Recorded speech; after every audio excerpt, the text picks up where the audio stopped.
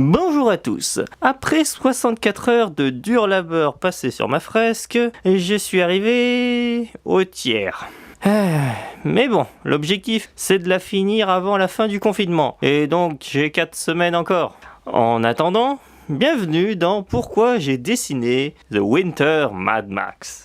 Alors le contexte de ce dessin est simple, je ne sais pas dessiner du réaliste, donc il fallait que je m'entraîne, et encore aujourd'hui d'ailleurs.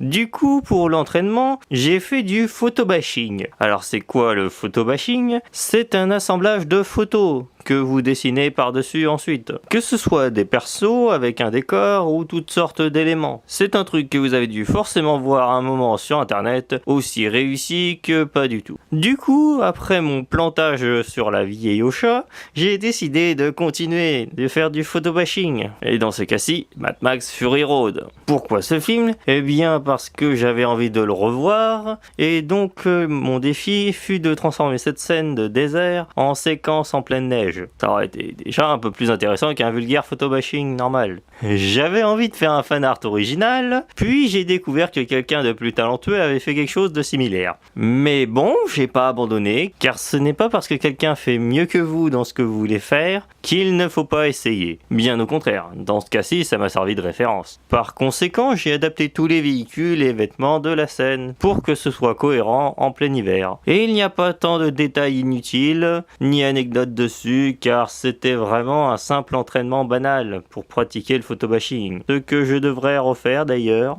Bref, en ce qui concerne le film, Mad Max Fury Road est un film que j'ai adoré et m'a surpris lorsque je l'ai vu, parce qu'en fait, je n'ai jamais vu les autres Mad Max. Bah déjà parce que je ne suis pas assez vieux pour les avoir connus, et la seule chose qui m'attirait là-dedans, c'était la direction artistique, qui était géniale pour ceux qui sont amateurs de post-apo. Quand j'ai eu le film, comme d'habitude, j'ai pas eu la motivation de le regarder seul. C'est un peu ce qui arrive tout le temps quand je veux regarder un film ou une série ou un animé. Du coup, j'ai zappé rapidement les scènes du film, et à chaque scène, c'est super intéressant, vivant, avec une ambiance propre, ce qui fut tellement captivant que, à force de zapper, j'avais juste envie de tout rembobiner, et finalement, j'ai regardé intégralement. À l'heure actuelle, c'est le seul film qui m'a motivé à le voir uniquement en zappant les scènes. Et pourtant j'en ai zappé des films que j'ai toujours pas regardés. Bien sûr, je ne vais pas détailler toutes les qualités de ce film parce que je ne suis pas assez cinéphile et pas assez de connaissances dessus. Mais par contre, je connais des experts qui eux pourront vous intéresser si vous appréciez les films. Histoire de pas trop vous donner de chaîne d'un coup, je vais vous en donner 3 pour le moment. À commencer par l'évidence, Karim Debache, avec la série Crost et Chroma. C'est un moyen génial si vous y connaissez rien en film. Si vous connaissez pas, allez-y, vous allez forcément y apprendre des choses. Ensuite, il y a le Fossoyeur de film, beaucoup plus sérieux, avec une pointe de déconne pour la série Le Fossoyeur de film, plus à recommander aux passionnés par contre. Et pour finir, Fermez-la de Michael J. Pour les amateurs de réflexion sur le cinéma et les séries parfois. C'est intéressant et parfois drôle. Bon, par contre, c'est évident que vous accrocherez pas à tout.